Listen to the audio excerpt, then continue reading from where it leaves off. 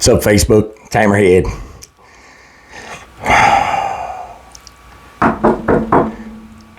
I'm so excited. I am just giddy beside myself. I wasn't going to do another podcast or another video until this weekend, but I came home and I just was so excited I had to do it. I came home, the wives had breakfast for supper. No, it's not a cold beer. It's a Mountain Dew. Don't drink beer. Ooh, it's nasty. I hate. Maggie, let me tell you why I don't drink beer. And then I'll get to why I'm so excited. I don't drink beer because when I was growing up, my grandmother and grandfather owned Maggie Lee's. And if you know me, or if you know anything about the area of Weakley County, Maggie Lee's was a pretty hopping place back in the day. Until the next day, about 12 o'clock, when you had to go to the bar and clean the place up from the night before. And trust me, stale beer and cigarette butts spilt in the floor, all over the place, sticky tables. It's just not good. It stinks, and ugh. So I never was one for beer. That's why I drink bourbon, and my favorite is Apple Crown and Mountain Dew. That's my favorite. But anyway, back to the reason why I'm so excited. So, your press secretary, Miss Caroline, think about it. Think about you being the spokesperson for Donald Trump at 23 years old. You have kids. For anybody to say that Donald Trump is misogynist or don't want putting women in power or anything, this chick's 23 years old and has kids or a kid. I don't know how many. I think she's got one. But anyway, and she is the spokesperson for Donald Trump and the whole entire Republican government. She comes out every day, pretty much every other day. But she came out today. And what was so exciting about it is she put the media on notice. She put all the media on notice. This is crucial. Of course, you know, Joy Reid got fired. Y'all heard that, right? She lost her show. That was probably the most racist woman I've ever seen on TV in my life. She had no business being where she was at. She didn't give the news. She twisted everything. And there's the point.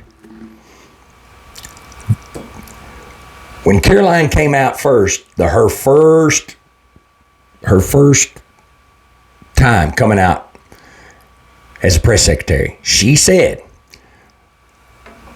when somebody does not report the news correctly and tells the truth, she was going to call them out on it. Well, now it's gotten even better. Today, they have took the power away from the White House Correspondents Association. This association is basically a group of news people, and they are the ones that decide who gets to be in the briefing room or who gets to ride on an airplane with Donald Trump. And they've been doing this for years. And whatever political power is in charge at the time pretty much chose who gets to be in the room and who gets to answer the questions. Not after today. Caroline came out and said, we will no longer be letting the White House Correspondents Association decide who's going to be in the room. We are. Isn't that great? Isn't that just wonderful? Don't that just make you feel all warm and fuzzy inside? To have the power to decide, I could put in for it. I literally could I do this little thing, I could put my name in and I could get chosen to go in and ask Donald Trump questions. Anybody. And that's what they said. They wasn't going to go with the liberal media all the time anymore, or the conservative media all the time, like Fox and CNN and MSNBC. They were going to go outside, different, people like me, people like everyday people that give you your news, this is great.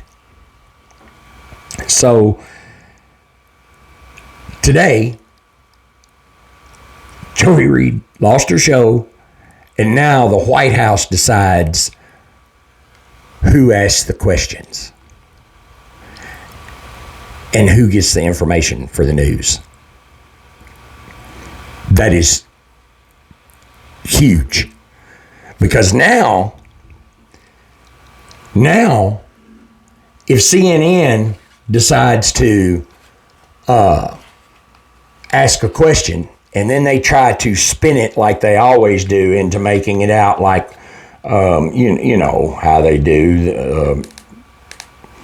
Donald Trump was going to take away everybody's Social Security, and he was going to take away everybody's Medicare, and he was going to do no more fear-mongering. No more fear-mongering. That is huge. Huge. But I'll tell you another thing. Changing the subject. That's one thing that I'm so excited about. But today, Donald Trump did something I don't like. I don't know if you've heard about it yet. You know they have green cards. Well, now they're going to have a gold card.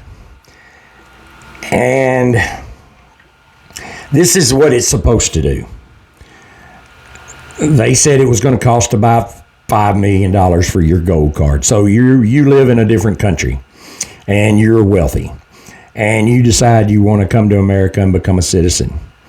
You can pay $5 million and get your citizenship and come to America. And since you're rich, this is what they're thinking. This is how they think. They think that if you're rich and you spend $5 million to come into the country to become a citizen, that you've got enough money that you're going to start businesses, employ people, you're going to be a well-to-do person, and they're going to be bringing people that are, how do I say this? People that are successful. Let's use that word. Successful into the country. Folks, I don't like it. I don't like it one bit. I don't think you should be able to buy your way into America. I really don't. I think you should be able to come into America and it shouldn't cost you a dime. You just get on the list and I don't know what all it takes to become a citizen. I've never done it. I've never even looked into it, but I'm sure there's questionnaires and I'm sure there's all kinds of stuff you have to do. I know you have to learn some of our history, and you have to be able to learn, I think you got to learn part of the Constitution, something like that. But spending $5 million and just being able to walk through the door, I think that's crock shit. I don't like it. And this is coming from somebody that every day I work in the construction business. Every day I work in the construction business. And I pour concrete for a living. I sell concrete. And I go out on these job sites, and I literally can tell you that I stand there and watch probably a whole lot of illegal aliens do work that I wouldn't do. I wouldn't do it. First of all, because I'm fat and I'm lazy and I'm American and I don't want to do it. I'm just going to be truthful with you. But these are young kids. Seen 2 or 3 today. Young kids, 19, 20 years old, tennis shoes. Look like they just walked across the border and they're out there with a 5-gallon bucket scooping concrete out of a wheelbarrow and pouring it into block walls by hand all day long. Those are the type people we want to come into America. Hard workers. Somebody that is actually better than us. Think about it. People that are better than us. Those are the folks we want here. So, I don't know how you feel about it, but $5 million to write a check and become an American citizen, I'm not having it. I'm no part of it. So, also, I can confirm. Today, they've said over 1 million government workers have sent in their little email. If you haven't heard about it, Elon Musk sent out an email and said that you have to return an email to him saying 5 things that you did last week on your job if you were a government employee. And you've seen people complain about it. Well, they should do it or they shouldn't do it or whatever. But anyway, it doesn't make any difference. 1 million government people have sent in their emails. And I can confirm that this is true. I have somebody. I'm just going to say that. I have somebody that works for the government in an organization that helps soldiers. I'll just say that. You know what department that is. And this person has sent in their email. They had to. And this person also says that used to discussing trans, discussing he, she, they, him, different, all that stuff. When she signs something or when he signs something, after they sign it, they have to put their pronoun at the bottom of the page. No more. No more. If you get caught doing that now, and see, that was the thing. When Biden was in there, they made them do it. They made them put a pronoun after their name. Now, with Donald Trump, you don't put a pronoun there, you get fired. So this wokeness in our government, I am proud to say for a fact, and I know this for a fact, has quit. No longer. No longer. No more trans, whatever, this, that, and the other in the government. No wokeness, no woke policies in the government if you're an employee anymore. And it's fact. So these are just a few things that I thought I would throw out at you in the middle of the week. Even though I wasn't going to do it. But I was just so excited. I was just so excited that Caroline did what she did and that Trump did what they did, because I am so sick of the media. I'm so sick of Joy Reid. And another thing. This is one thing that I want to say. I'm going to call them the heifers. The heifer show. Y'all know who I'm talking about. The heifer show. Maybe you don't know who I'm talking about. I'll say it one time. I'll say it one time, and then I'm not going to call it no more. No, I'm going to call them by their name. The View. So, from now on, Hammerhead's going to call them the Heifer Show. This is the problem with the Heifer Show. And this is the thing that people don't understand. Everybody complains and says, well, how come they're still on the air? They don't have that many people watching them. Why are they still on the air? Why are they still on the air? Why do we have to put up with that? Why do we have to listen to all this? Nobody likes them. There's no such thing as bad publicity. Even bad publicity is good publicity. And what you don't understand is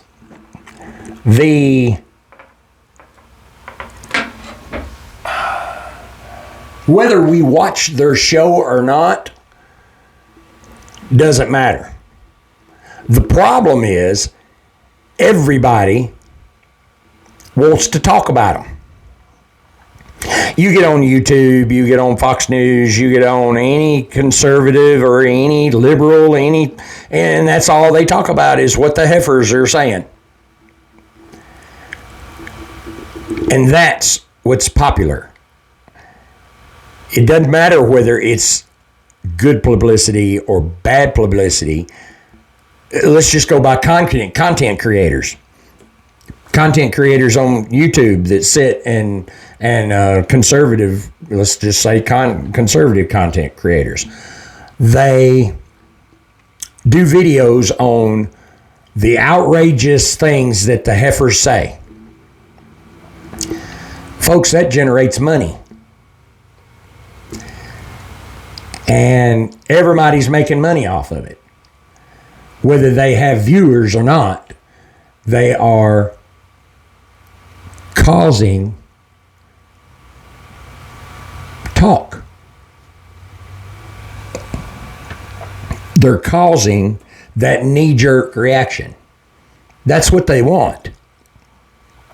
They don't care if they get 1 million followers watching them during the daytime. They have 10 million followers complaining about them every day. And that's what makes them popular. You want to get the heifers off TV? Everybody start ignoring them. Stop watching them. Stop talking about them. Stop the whole thing. Ignore them like they don't even exist. And when the popularity and when the publicity of the heifers ends, they will end. That's the way you kill the heifer show. Quit worrying about what they say. Quit worrying about having that knee-jerk reaction. Quit worrying about I mean, it's ridiculous. Think about the power that people are giving the heifers. And they know it. So, the way we get rid of the heifer show is quit worrying about it. Quit making them important. Quit making their thoughts and their whatever the center of the universe. And the heifer show will be gone. Just something to think about. I'm going to go back inside and may eat me another biscuit. Those biscuits were good. It's Hammerhead. Y'all have a good night. See y'all tomorrow out there somewhere. Bye.